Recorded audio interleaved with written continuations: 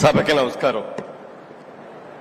ఆంధ్రప్రదేశ్ రాష్ట్ర ముఖ్యమంత్రి వర్యులు గౌరవనీయులు శ్రీ చంద్రబాబు నాయుడు గారికి, ఉప ముఖ్యమంత్రి శ్రీ పవన్ కళ్యాణ్ గారికి, యువ నాయకుడు శ్రీ లోకేష్ గారికి, ఈ రోజున మనం సంస్మరణ సభ జరుపుకుంటున్న శ్రీ రామోజీరావు గారి కుటుంబ సభ్యులందరికీ, ఇచ్చేసిన పెద్దలకు అందరికీ నా హృదయపూర్వక నమస్కారాలు.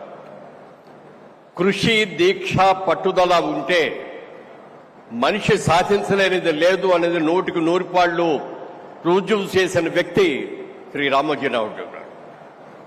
ఆయన ఒక వ్యవసాయ కుటుంబంలో పుట్టిన వ్యక్తి అయినా, ఉద్యోగ నిమిత్తం కొన్ని రోజులు ఉద్యోగాలు చేసినా, తన ఊహలకి, తన ఆశయాలకి వ్యాపార రంగంలో దిగాలి, పత్రికా రంగంలోకి దిగాలి అని చెప్పి, మీడియా రంగంలోకి రావాలి అని చెప్పి ఆయన రావటం, ఆర్థిక బిజినెస్ లో కూడా రావాలి అని చెప్పి మార్గదర్శి లాంటి ఒక అద్భుతమైన సంస్థ నిర్మించడం, ఎన్నో ప్రభుత్వ బ్యాంకులు కూడా దివాళా తీసిన ఈ రోజుల్లో గత 50 సంవత్సరాలుగా అద్భుతమైనటువంటి విజయాలను సాధిస్తున్న మార్గదర్శిని కొంతమంది ఇబ్బందులు పెట్టాలని ప్రయత్నం చేసినా వాళ్ళు ఎవరి వల్ల కూడా కాలేదు అని చెప్పి, అలాంటి నీతిగా నిజాయితీగా ఉండే సంస్థలు ఎప్పటికైనా గట్టిగా నిలబడతాయని కూడా నేను తెలియజేస్తూ, మరి అలాంటి వ్యక్తి సినిమా రంగంలో కూడా ఆయన ఎంతో కృషి చేశారు. డిస్ట్రిబ్యూటర్గా కానీ, ప్రొడ్యూసర్గా కానీ, ఆయనకున్న శక్తి సామర్థ్యాలకి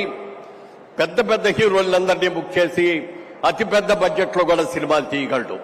కానీ ఆయన ఒక్కటే ఆలోచించాడు, పెద్ద హీరోల దగ్గరికి వెళ్ళటం కాదు, కొత్త వాళ్ళతోటి, చిన్న వాళ్ళతోటి సినిమాలు తీసి సమాజానికి పనికొచ్చే, సమాజాన్ని మేల్కొల్పే లాంటి చిత్రాలు తీయాలని చెప్పి అద్భుతమైన చిత్రాలు నిర్మించిన సంగతి కూడా మనందరికీ తెలుసు. అలా తెలుగు భాష గురించి, తెలుగు భాష ఇంగ్లీష్ భాషతో సంకరమైపోతోంది, మన తెలుగు భాషను చక్కగా నిలబెట్టుకోవాలి అని చెప్పి తెలుగు భాష ఉన్నతి కోసం ఎంతో కృషి చేసిన వ్యక్తి శ్రీ రామోజీరావు గారు.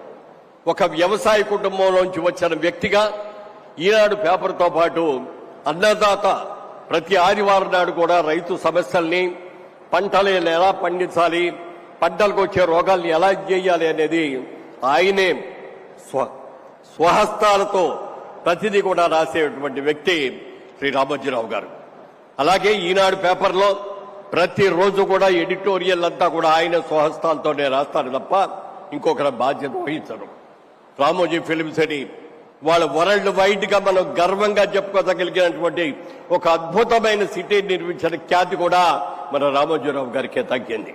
రామోజీరావు కొంతమంది బతుకుండగానే చనిపోయిన వాళ్ళ లెక్క, కానీ మరికొంతమంది చనిపోయిన తర్వాత కూడా బతుకుండే వ్యక్తులు ఉంటారు. అలాంటి వ్యక్తుల్లో ప్రముఖంగా చెప్పుకోవాల్సింది రామోజీరావు గారు. ఆయన ఎక్కడికి వెళ్ళలేమన్నది, ఆయన ఆత్మ మన చుట్టూనే జరుగుతుంది, ఆ రామోజీ ఫిల్మ్ చుట్టూనే జరుగుతుంది. తెలుగు ప్రజల అభివృద్ధి కోసం పాటుపడుతూనే ఉంటుందని తెలియజేస్తూ, వారి ఆత్మకు శాంతి కలగాలని, వారి కుటుంబ సభ్యులకి అందరికీ కూడా నా సానుభూతిని ప్రకటిస్తూ, ఇంత మంచి కార్యక్రమాన్ని ఏర్పాటు చేసినటువంటి రాష్ట్ర ముఖ్యమంత్రికి, ఉప ముఖ్యమంత్రులకు నా హృదయపూర్వక కృతజ్ఞతలు తెలియజేస్తాను. జై హింద్.